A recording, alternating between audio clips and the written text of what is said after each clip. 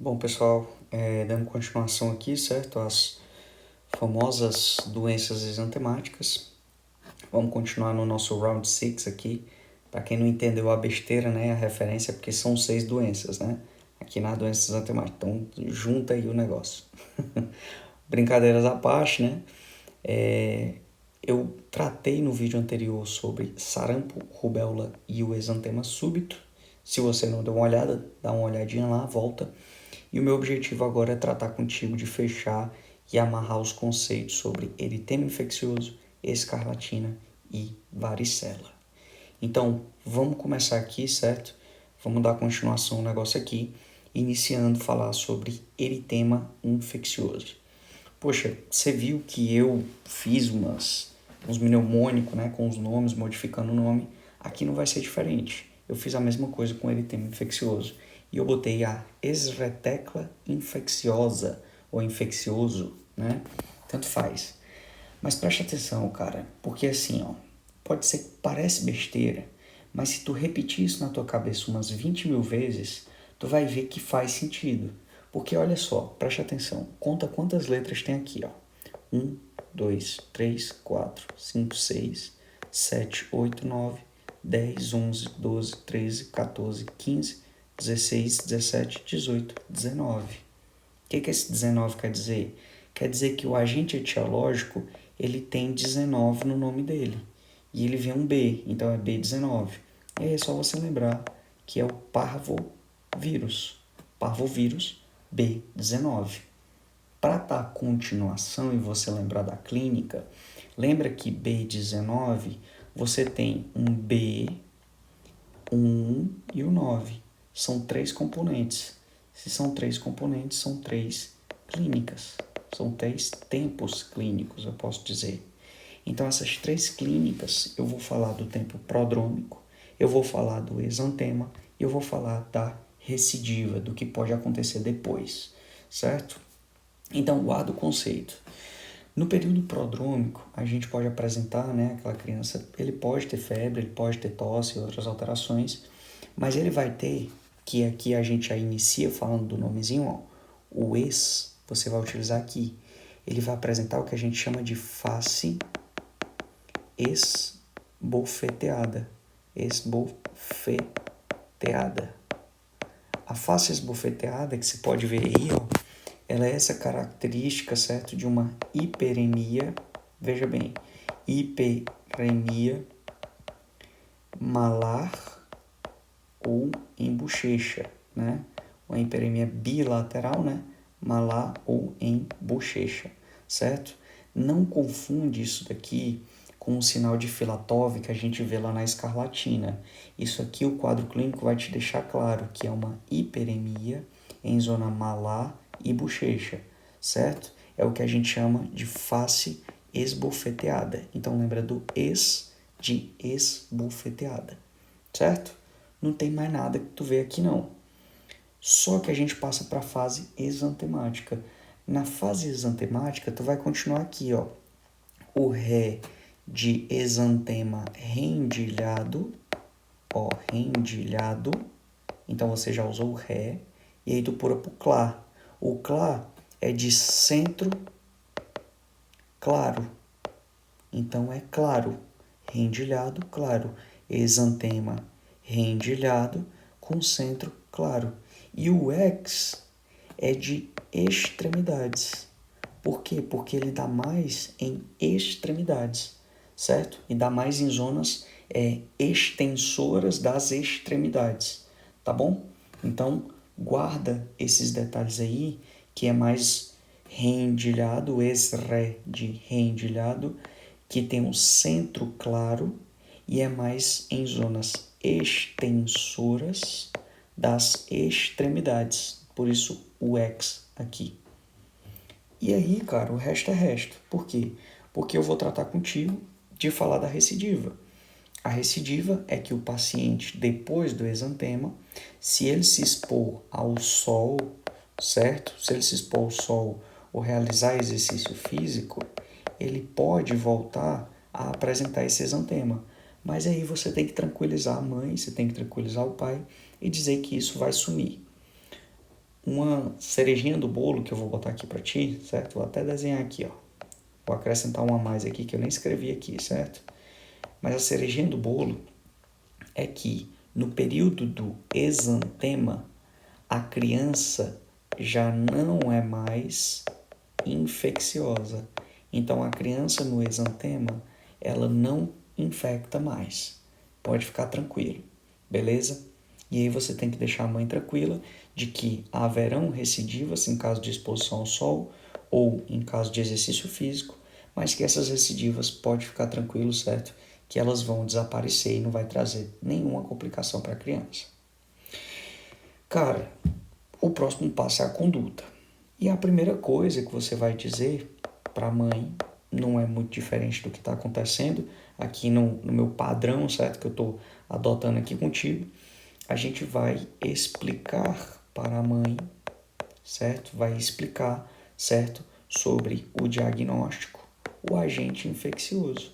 Então eu vou dizer, ó, veja bem, senhora Joana, não sei, ou senhora, o seu filho tem uma doença chamada eritema infeccioso, que ela faz parte, certo?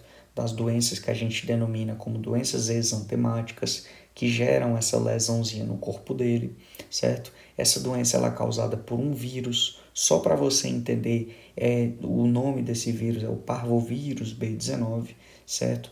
Mas você fique tranquila que ela, apesar de não ter um tratamento específico, então, ao segundo ponto, ó, não tem tratamento específico, certo? Específico, certo? Apesar dela não ter tratamento específico, a gente pode ficar tranquilo porque tem o suporte da sua criança aí, beleza?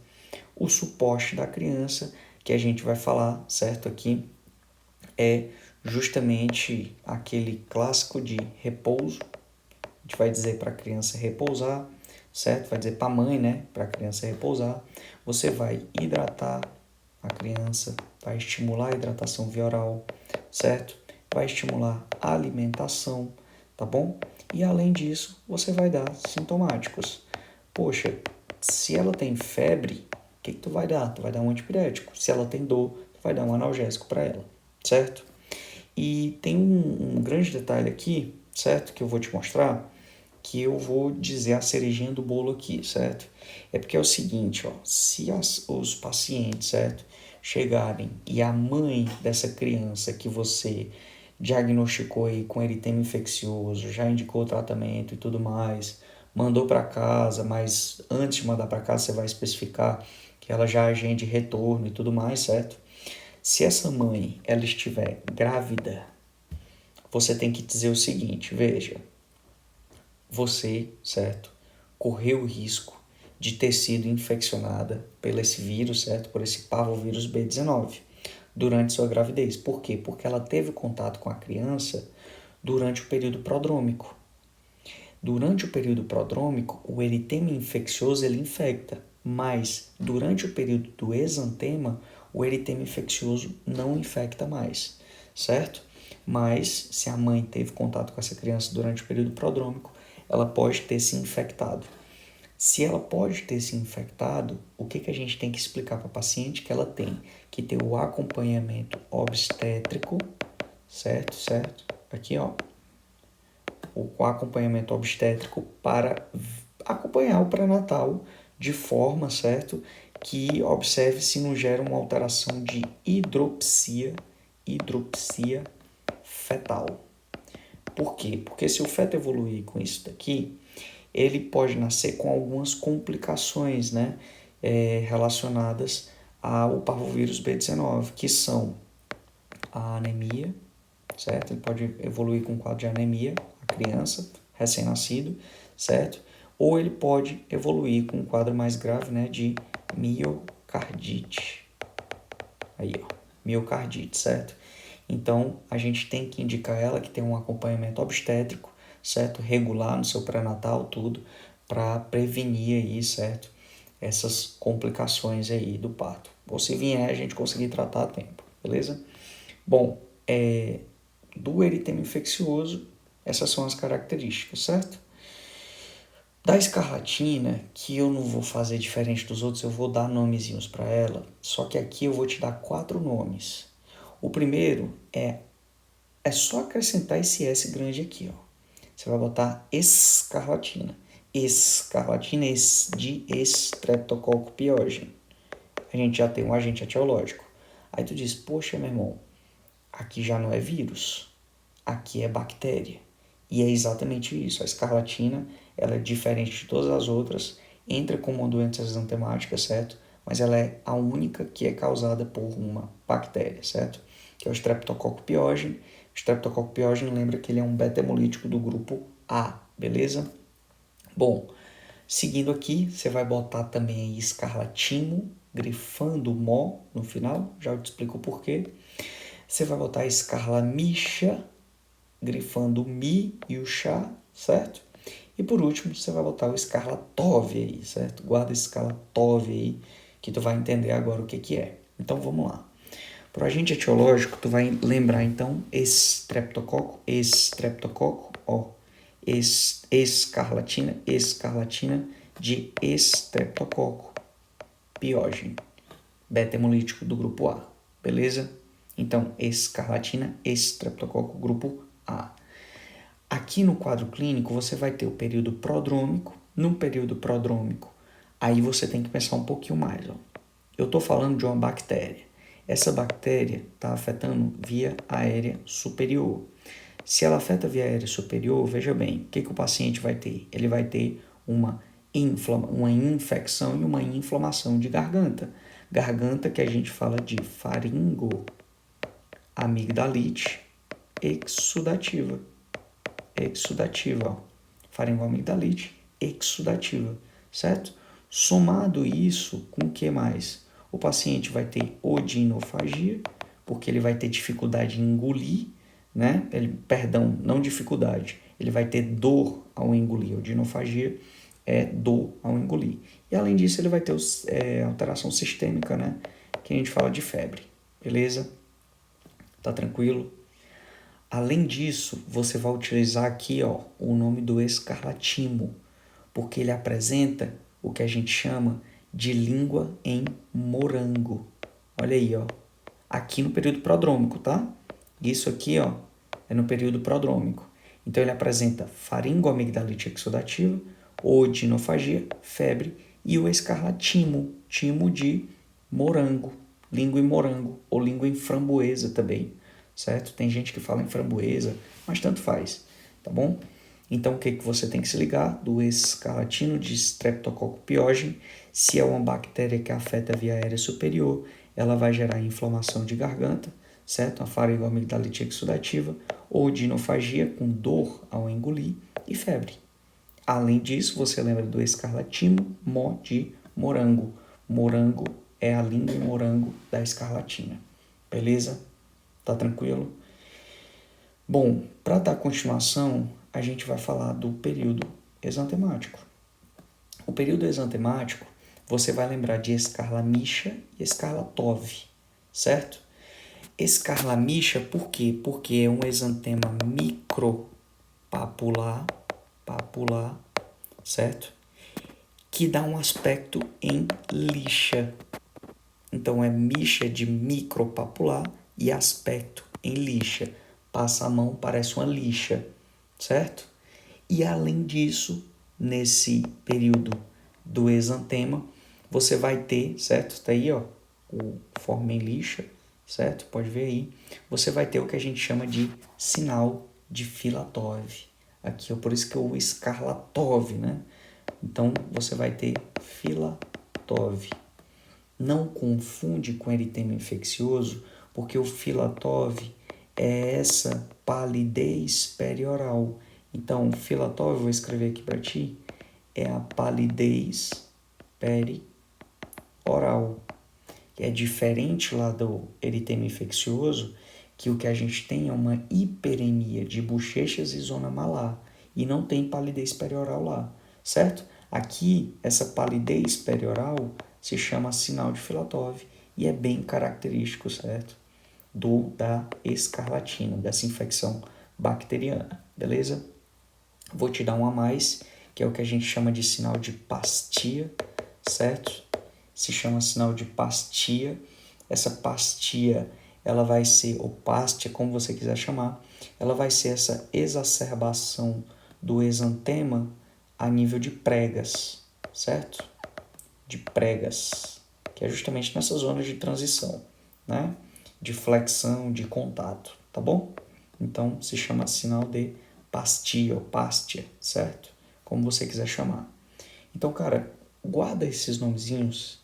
Parece besteira, mas guarda escarlatina, escarlatina, escarlatina, streptococo, streptococo. Escarlatino, mó de morango. Você já guardou alguma coisa. Escarlamixa, o micro papular com lixa. Mixa, micro papular, lixa. Certo? E escarlatov de sinal de Filatov. Beleza? Qual vai ser antes da conduta em geral? Que já entra em conduta aqui, certo? Você pode sim solicitar um exame complementar, já que a gente está frente a um exudado faringoamigdalino, a gente vai pedir aí o que é uma cultura, né? Vai pedir uma cultura de orofaringe, aí ó, certo? Você pode pedir, né? Uma cultura de orofaringe, beleza? Não é obrigatório, você já pode tratar, certo? Mas lembra que o Streptococcus pyogenes, cara, ele pode gerar uma resposta imunitária depois, né? Não o Streptococcus pyogenes em si, mas a infecção posterior, né? Ela pode gerar, cara, um quadro de glomerulonefrite pós-streptocócica, né? O quadro de febre reumática. Então, a gente só solicita mesmo aí para a questão de cuidados epidemiológicos, beleza? Mas a conduta não vai mudar tanto, certo? Porque a primeira coisa que a gente vai fazer é explicar para a mãe. Você vai explicar que aqui se trata de uma infecção bacteriana que se denomina escarlatina, que tem tratamento, certo? Nesse caso tem tratamento, olha só, certo? Tem um tratamento específico, eu me refiro, né? Tratamento específico, e esse tratamento é com antibiótico. Certo? Qual o antibiótico que a gente vai utilizar? Você pode indicar a penicilina, benzatina, certo? Benzatina, dependendo em dose única, certo? Dose única, dependendo do peso. Se ele tiver menor a 23 quilos, você bota 600 mil UI, certo? De aplicação intramuscular, né? Se ele tiver maior ou igual a 23 quilos, você pode botar, certo, 1.200.000 unidades internacionais de aplicação IM, beleza? Só um detalhe aí, né? Ou você pode indicar a amoxicilina, certo? Você pode indicar aí a amoxicilina durante 10 dias. Detalhe, a amoxicilina é via oral, né? Você pode utilizar a dose de 500 miligramas cada 8 horas, beleza? Você pode indicar assim, por 10 dias. Sempre agendar retorno, sempre explicar os sinais de alarme, né, para a mãe, para qualquer coisa ela voltar para a consulta, beleza? E de escarlatina, o que eu tenho para te falar e tentar te ensinar alguma coisa aqui, certo? Sobre, obviamente que eu não espremi tanto o tema aqui, certo? Que a gente poderia falar até um pouco mais, mas eu acho que o grossão mesmo é isso daqui, certo? Para fechar, eu vou falar de varicela aqui contigo. E, meu irmão, seguinte, o varicela não tem tanto detalhe assim. Varicela é o que a gente conhece, né, popularmente como catapora, que, só para você ter ideia, quanto maior a idade do paciente, mais sinais e sintomas ele vai sentir, mais clínica ele vai ter, né? Então, hoje em dia já tem vacina, tá bom? Já tem vacina, que lá no calendário vacinal você vai ver ela lá na tetraviral, né? Tetraviral vai ter a varicela, tá certo? E tem a própria da varicela, né? Com 4 anos de idade, beleza? Então você pode ver aí essa característica aí, certo? Mas sem enrolar tanto, num quadro clínico aqui da varicela, o que a gente vai observar, certo? No período... aqui não tem exatamente o período prodrômico e o exantema, né? Geralmente ela já vem com exantema mesmo, que a característica vai ser aquela zona, certo? Ou pleomorfismo, né? Chamo pleomorfismo regional. O pleomorfismo regional, você tem que lembrar que aqui é o vírus, né? A gente vai estar tratando do vírus varicela, né? O vírus varicela, certo? Que é um primo, digamos, um primo distante lá dos herpes, né? Que ele tem uma evolução, né? Ele tem essa evolução de mácula, pápula, certo? Vesícula, pústula e crosta, certo? E crosta. Então, mácula, pápula, vesícula, pústula e crosta. Só que no mesmo canto você tem tudo isso aqui, certo? Você tem tudo isso aqui. A criança, ela deixa de ser transmissora no período de crosta, quando já tem as feridinhas, certo? E ela transmite mais, principalmente na vesícula e pústula, certo? Que é aqui onde o vírus ele está em período de viremia, certo?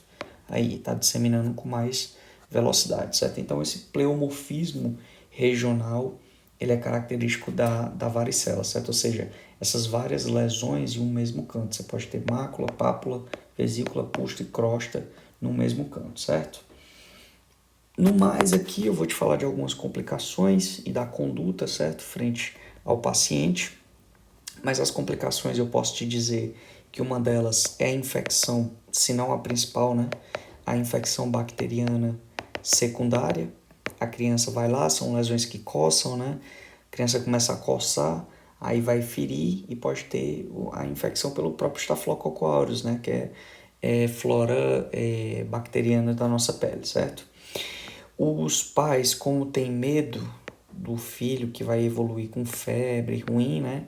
Eles acabam dando o ácido acetil salicílico, o AS, né, pro bebê, e aí o bebê pode evoluir com o que a gente chama de síndrome de Reye, né, que é uma encefalopatia relacionada com insuficiência hepática, né, é um quadro grave de insuficiência hepática nesse paciente agudo, certo? Era um quadro de hepatite, depois com insuficiência hepática e encefalopatia aí, certo?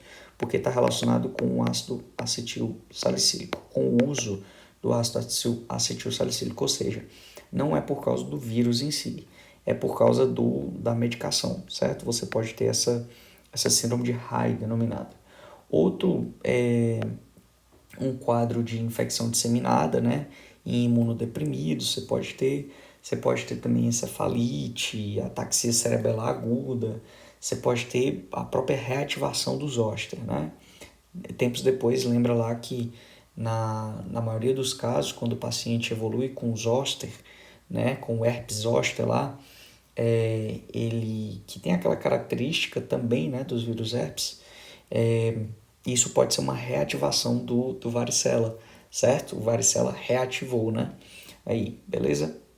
Bom, quanto à conduta, a gente vai fazer a mesma coisa de explicar para a mãe, certo? O outro detalhe é que a gente vai dizer para a mãe aí, certo? Que tem a conduta que ela não tem um tratamento específico, certo? Mas que você tem que estimular o calendário vacinal, né? Tem que estimular o calendário vacinal porque tem vacina, certo? E outro detalhe aqui é que a utilização do aciclovir, né? Aciclovir. As indicações para utilizar o aciclovir você vai ter pessoas maiores de 12 anos de idade, você pode dar, certo? Você pode dar em maiores de 12 meses que apresentam com doença cutânea, doença pulmonar, ou sejam neuropatas, certo? Eles têm que utilizar por alguma indicação que seja o ácido acetil salicílico, certo? ou são usuários de corticoides em doses elevadas, certo? Você pode, nesse caso, indicação via oral, né? Se a indicação endovenosa, você pode indicar para pacientes, certo? São duas indicações aqui. Para pacientes imunocomprometidos, certo? Ou que tem alguma doença disseminada, certo? Já disseminada, beleza? Essas são as indicações do aciclovir aí. Dá uma repetida aí no vídeo que você consegue pegar de novo, beleza? Bom, para fechar, varicela, como eu te falei, nós temos aqui a vacina, certo? Que é a vacina tetraviral, que você dá com 15 meses, certo? Tetraviral com 15 meses. E a vacina da varicela, que você dá com 4 anos, beleza? Tá tranquilo? Essa é o que a gente chama de profilaxia pré-exposição. Não é muito diferente lá do sarampo, mas na pós-exposição a gente vai ter o que é a vacina de ataque, né? Melhor, de bloqueio, certo? Vacina de bloqueio. E a gente vai ter a administração da imunoglobulina.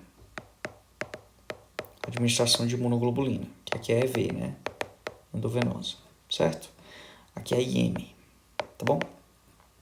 Enfim, vacina de bloqueio, a indicação, certo? É que ela seja dada, nesse caso, até 5 dias após exposição, certo? 5 dias após exposição, tá bom?